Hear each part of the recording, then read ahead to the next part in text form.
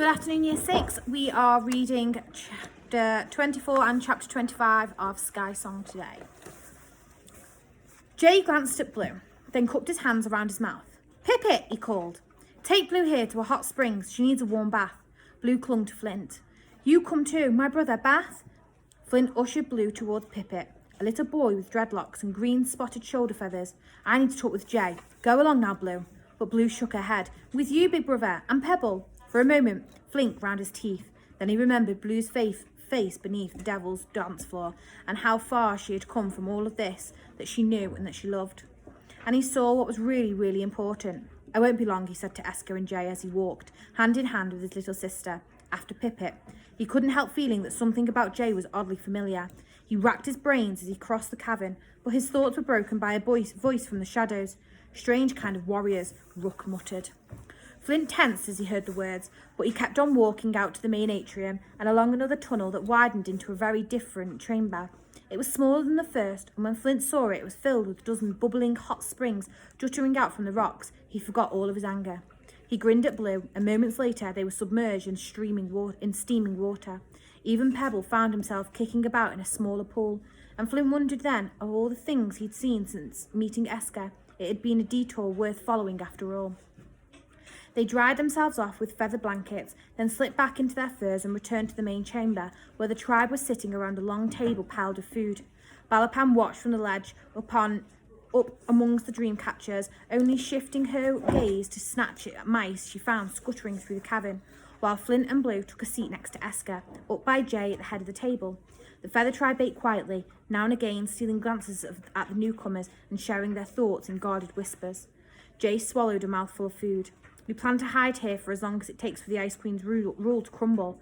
We're quick moving and we're quiet. We can stay one step ahead of her and the Tusk Guards in the Lost Chambers." Esker fiddled with her fork. "The Ice Queen's rule isn't just going to crumble if she fails in her plans. Not without me finding this Frosthorn and claiming the Skysong. Because when the midnight sun rises, she and all her prisoners of Winterfang will perish."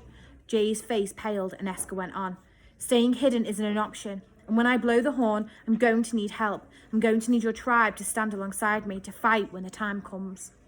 Flint winced. Esker had gone straight in, and now there was no turning back. "The battle at Winterfang was lost because our parents didn't really know what they were up against," Flint said quietly. "They tried to fight an Ice Queen with spears and bows, but that's not enough.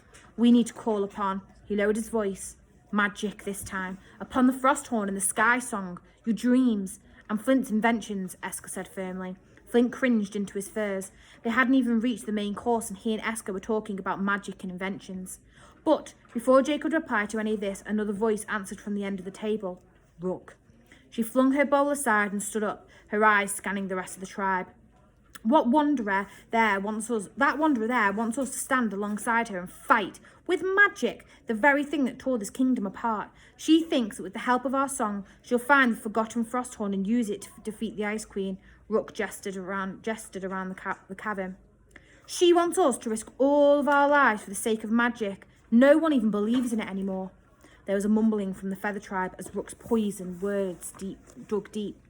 "So, what do you say, Jay? We always told us to lay low, out of sight and out of danger." Jay said nothing for a while, then he cleared his throat. "I wonder, Rook, whether Esker and Flint are right. Hiding away until the midnight sun passes isn't the answer anymore. Not when it means risking the lives of our families trapped in Winterfang." He paused. "Maybe we do in fact have a fight ahead of us, and if so, we might need to start trusting in Urkemold's magic again." The candlelight glimmered over Rook's feathers. "We were managing fine before your guests showed up. What if they were tailed here by Tusk Guards? What if the Ice Queen finds us?" The feather tribe exchanged anxious looks. "Or," Rook spat, "what if fighting means the end of us, like it did for so many of our parents?" The boys and girls huddled around the table. They nodded. "We might even be eaten by wolverines," cried one. "Or cursed by the Ice Queen's shaman," another said. And before long, the tribe had erupted again. Shouts, threats, fists banging. Rook sat down and smirked at Jay, and that is what happens when you let outsiders in. Jay tried to bring everyone back to order, to make them understand that their tribe wasn't something fixed or closed, and that it was open to strange dreams, fur people, and even a girl with a golden eagle by her side. But Rook's words had stirred the feather tribe's fear, and it brought the worst out of their hearts out into the open. Blue raised her hands to cover her ears, and Esker turned frightened eyes to Flint. "What do we do now?" she said in a crackled whisper. Flint thought about Whiteford's words. Tell them about your voice. Esker reached a hand up to her throat. My voice is nothing compared to all their shouting. Nothing. Flint shook his head. Tell them about the Skysong's power. Tell them about the things that Whiteford said your voice can do when you find the frost horn. Silence the tribe. Command the animals and shake the skies. Esker whispered. Good, Flint replied. Now louder. Much louder. Before her, Jay leant forward. Tell them, Esker. They might be my tribe, but they're not listening to me. Perhaps I need to hear it from somebody else. Esker looked at the raging crowd. I don't think it'll work. There's too many of them and my voice isn't big enough. Flint shook his head. You're just one person. You just need one of them to listen. Then others will follow. Esker stood up, her knees shaking, and cleared her throat.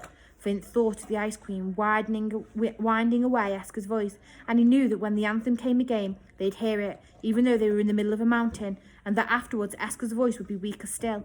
But for now, she had words, and she needed to speak them with all the force that was left inside of her. Tell them, Esker, he said. The Skysong isn't something that belongs to worn-out legends, Esker cried. A few children looked up at her, but some continued to jeer and shout. Keep going, Flint urged. It's the tune the North Star played on the frost horn to breathe life into Erkenwald all those years ago, she shouted.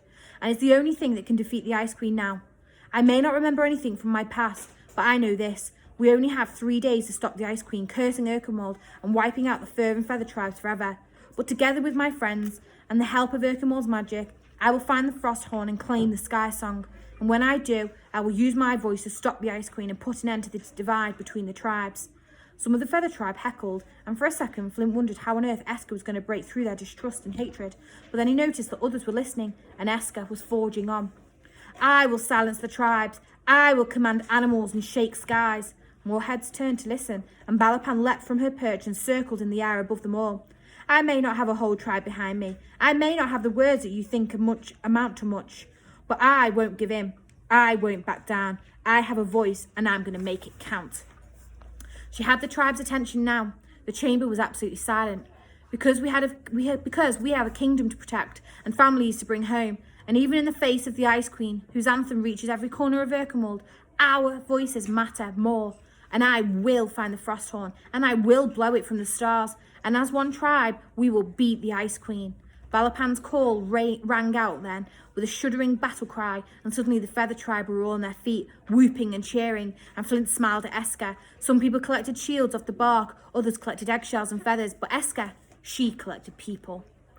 Blue ran round the table and hugged Esker tight, and at their feet Pebble began chasing his tail and yapping excitedly. Jay raised an eyebrow at Rook. And that is what happens when you let outsiders in, he said. Then, to Flint, Esker and Blue's surprise, the tribe began singing a slow, slithering tune that reminded Flint of the way the wind sloshed through the trees and deep roots. And with every word that sounded, Flint realised that this was a tribe who, contrary to Rook's words, did still believe in magic. Up north before the groaning splinters, the grey man stands up tall. He's been there now for many winters, though snow and hail does fall. The cliffs are steep, but we can be warm. Gravestones are often laid, so those who search for the lost frost horn must seek the grey man's aid. And though the Ice Queen's anthem began as soon as the Feather tribe finished singing, weaseling its way into the depths of the lost chambers, it was a soulless drone compared to what Flint, Esker and Blue had just heard. Flint reached down and ruffled Pebble's head. We have a lead now. We need to find the grey man before the groaning splinters, the icebergs way up north. Esker rubbed her throat as the Ice Queen's anthem wound its way round her windpipe, leaving her voice almost threadbare. We'll leave as soon as it's light. Jay nodded. We're behind you, Esker. When you find the frost horn and blow it from the stars, we'll know to come. Out of hiding, we'll help you. He paused. I don't suppose either of you have a plan of how to reach the stars? Esker hung her head and Blue blew through her lips, but Flint looked at Jay with a glistening eye. I've got an idea, he said. Esker stepped forward. An invention? Flint avoided his eyes. Probably. He fiddled with his cuff. I don't really like talking about my ideas until they're properly thought them through, just in case they don't work. Jay nodded. What do you need? Is there something that we can help you with? As a matter of fact, yes. Flint picked up a snow goose feather from the ground. It was white and large, and he ran a finger up and down its length. How many of these do you have? Jay grinned. Thousands. Can I take some? Jay picked up another and pressed it into Flint's hand. You can take them all. And it was then that Flint recalled where he had seen Jay before, years and years ago when he was little, more than just a scrap. His pa had taken him hunting out into the foothills before the Nevercliffs. They had shared food with a feather chief and his son. Flint tilted his head towards Jay. I remember you, he said. Jay was thoughtful for a moment, then he smiled. Round the campfire when we were very small, he said slowly. You ate snow hare and caribou before everything. He paused, changed. You'd lost your quiver of arrows in the river that day, and I lent you mine. Flint nodded, and Jay reached out and put his hand on Flint's shoulder. From this day on, you and your tribe will always be welcome here, and if we cross paths hunting, we will stop, and we will eat, and we will share our stories. Flint felt a heaviness inside him lift at the warmth of Jay's words. Erkenwald was this little bit closer to the kingdom he remembered before the Ice Queen arrived and turned it upside down. But while Flint, Esker, Blue and the Feather Tribe busied themselves collecting snow goose feathers and cleaning away dinner, Rook brushed past the moon flint in the entrance tunnel. She clutched at the wolverine fang in a hot, angry fist, and with the sound of the Ice Queen's anthem ringing in her ears, she stalked out into the starless night. Chapter 25. Esker woke to the Ice Queen's anthem and the sound of the bird call. She pushed back the feather quilt, stretched inside the cage she had slept in, and opened her eyes. Balpan was still crouched on the ledge outside it, but Esker knew the call she had heard hadn't belonged to the eagle. A short, sharp yap came again from the entrance tunnel. It was a cry of a snowy owl. Esker had heard a similar call from her hideaway behind the giant's beard, but something about this one was slightly different. And then Pipit burst into the cabin, and Esker remembered his words from the night before. The snowy owl call was a signal used by the Feather Tribe, a warning that danger was nearby. The moon flint, Pipit cried, as the Feather Tribe sat in their cages. She's crying, and her tail's tucked up and shaking. Jay scrambled to the ledges until he had come to an empty bird cage not far from Esker's. She's gone, he gasped. Rook's gone. The Feather Tribe leapt up from their cages and reached for their bow and arrows. She's gone to the Ice Queen, hasn't she? Esker stammered. Jay's face darkened. Perhaps. Something inside Rook changed a few weeks ago. She came in from a hunt and her thoughts were darker, her words sharper. He shook his head. But I don't believe Rook's to blame. I think it's the Ice Queen. Somehow, she got to her. Jay glanced towards the tunnels in the mountains. You must leave now. Your skis won't be much use in the ice flats, and we can lend you a sled and some dogs through the outchambers. Ride fast across the driftlands until you find the Grey Man. There's no time to spare if the Ice Queen knows where you are. Flint gathered up his sack of snow goose feathers. What if Rook tells the Ice Queen where the entrance to the lost chambers is? I've ways of charming the door and changing its location, Jay explained, and then after a pause, you're not the only ones who keep believing in magic when the rest of the tribe had turned their backs, you know. Grabbing Pebble from the food store where he was helping himself to a third breakfast, Flint, Esker and Blue tore through the candlelit passageways after Jay. They ran past chambers filled with furs and bows and arrows, until eventually they came into a small cave that contained 10 yapping dogs. Balapan flew up into the highest ledge she could find and peered down. The dogs were bigger than Flint's had been, wolfish grey coats and strong muscled legs. They were crowded round Jay, their tails wagging as he harnessed them to a fur-lined sled. There was space enough for Esker and Flint to stand on the runners, and Esker nudged Blue towards the seat in front. For you, Esker whispered, a little throne. Blue clambered on, happy. Pebble swaggered up to the dogs, desperate to be a part of the pack, but Flint lifted the fox pup into his arms, dropped him into Blue's lap, then wedged his sack of feathers at her feet. Working dogs don't eat 3 breakfasts before they run, Pebble. He climbed onto the back of the sled, but Esker hesitated for a moment and looked at Jay. You will come, won't you? Her voice was a little more than a scratch now. When I blow the frost horn, you'll come, yes? Jay nodded. I'll come. The whole tribe will. I give you my word. Pulling her hood up, Esker mounted the sled before Flint. Words, she was beginning to realise, were like glue. They held promises and friendships together, and though her own words were coming apart, she hoped that Jay's were enough to root his tribe when the call came. Thank you for everything, she whispered. Jay smiled. Then he put his hand on a slab of rock on the chamber wall. Once I open the door here, you'll be out in the driftlands. The dogs shifted their weight as if they could sense the journey ahead. Ride fast across the ice and follow the river until it reaches the groaning splinters. You'll find the Grey Man there, and though our ancestors talk of a wise old man, it's my bet he'll be in pieces in light of what's been going on.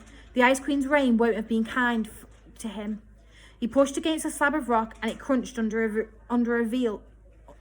crunched forward to reveal a door out to the mountain.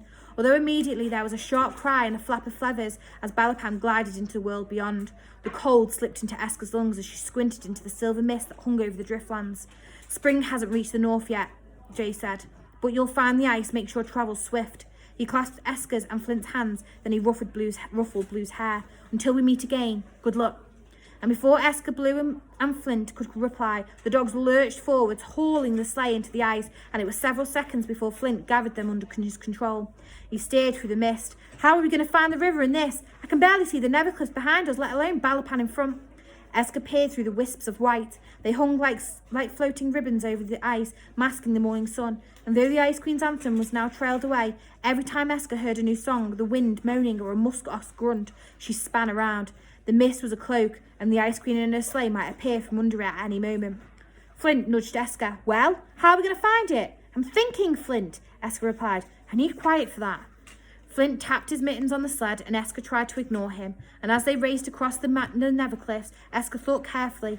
Animals needed water to survive, so any wolves or musk oxen that proved the driftlands would head to the river if they could break a hole in the ice. Follow any animal tracks you find. They'll lead us to the river. But as Esker's eyes flickered downwards, it was not footprints that she saw. All around them, only just visible through the mist, were caribou antlers, shed from the animals themselves the year before. They lay on the ice like stiff white claws. That's odd, Flint murmured. Normally, the hares and lemmings and voles gnaw away at the antlers after they've fallen from the caribou. Esker shifted her weight. Why would those creatures suddenly stay away? Look, on the tip of every antler. Flint swallowed. I think the smaller animals did come. They just never left. As Esker peered more closely, she noticed the tiny animal skulls hanging from the antler tips. Blue tucked her legs up to her chin. Pebble buried his head into her furs, and in front of them the dog's ears cocked to one side and that. It was like a graveyard of antlers around them, and Flint did his best to weave his way through. But when his sled crunched over one, the wind died away completely, and the silence that followed pulsed. The Ice Queen's dark magic has been here, Flint whispered. This whole place feels cursed. A taste of what's to come for the kingdom if we can't stop her, Esker shivered. Ride faster, Flint, ride faster. Flint urged the dogs on, and in the distance they heard a wolf howl. Esker tensed. The sound was low and lingering, like wind moaning through a chimney, and as it rang out, the skulls on the antlers began to rattle. Then it died away, and a few moments later the sled was free of its antlers, and Esker glimpsed Balapan's silhouette through the mist. She pointed down to the snow. Wolf tracks, leading east. They followed them until they came to the river, a silent snake winding its way north a few minutes later. This grey man, what do you think he's like? Esker asked. Flint flapped at his reins and the dog sped on. Old. If the Feather Tribe had been singing songs about him for generations, and unhappy because the Ice Queen doesn't look kindly on Erkenmore's magic. Esker nodded. We can cheer him up though, especially when he learns that you're an inventor and you might have a way of reaching the stars so that I can blow the frost horn. Flint glanced at Esker. You know inventions don't always work. Yes. So you understand that this one could be a disaster? Yes. So why aren't you more worried? I'm terrified, Esker said quietly, but sometimes all you can do when you're scared is have hope. The mist thickened without them noticing at first. It was only when the dogs grew twitchy, shying at bends in the river and flinching at frozen trees that Esker felt her heart quicken. Then the wind picked up, heaving and groaning and stirring the mist so that it rose around them like a slough of creeping waves. The dogs stopped before Flint drew them in, and though they were large, strong beasts, they whined like newborn pups. And when Balapan appeared through the hazy screen and swept low beside Esker, she knew something wasn't right. Blue turned her wide eyes to her brother. I scared Flint. Before Flint could reply, the wind blew harder, whipping the snow and the ice up into a swell until it was a churn of flakes tore around them and the world seemed to dissolve into white. The dogs barked and backed up towards the sled, and Balapan's wing juddered as the wind gathered pace and strength. Esker shielded her eyes with her arm as the snow beat against them. This storm is brewed through the Ice Queen's magic. Keep going! Flint whipped at the dogs on, but as the wind shuttered, the snow and the ice against the group of dogs yapped at their harnesses before snapping free and bounding away into the endless snow. The sled ground to a halt again, and the blizzard raged with newfound fury, sending needle-sharp ice against the children's faces. Flint rushed towards Blue and lifted her, Pebble, and his sack of feathers off from the sled. The group could barely open their eyes in the face of the storm, but Esker managed just to crack, and that was enough to see a square shape, a snow-covered food store perhaps, a few metres in front of them. There, she cried. Shelter! Balapan whirled into the sky and yapped, but her cries were drowned out by the smashing of the gale, and Esker, Flint and Blue staggered towards the hut. They yanked the door open, and it clattered back against the wall. Then they stumbled over the threshold and hurled the door shut. And that is the end of chapter 25. So thank you very much for listening. I hope you're enjoying our story. Like and subscribe and keep watching our videos. and drop us a message on Dojo and let us know how you're all doing. So, you want to say goodbye? Bye. See you soon.